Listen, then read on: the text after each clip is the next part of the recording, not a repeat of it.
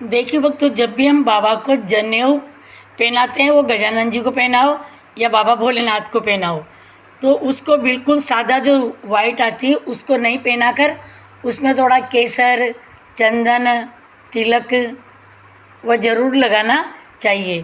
क्योंकि वैसे जनेऊ जो सिंपल तरीके से पहनाते हैं, जैसे आई हुई है मार्केट से, उसको लेके इसमें थोड़ा 2 बूंद गंगा जल डाल के इसको शुद्ध करके उसके बाद में थोड़ा इसके अंदर चंदन लगा लो या केसर घोल के केसर लगा लो, कुछ भी लगाना चाहिए। पर इस तरीके से जनेऊ नहीं पहनानी चाहिए, बिल्कुल एकदम।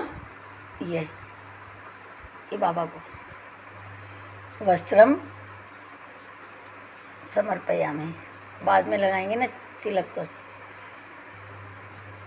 बाबा को।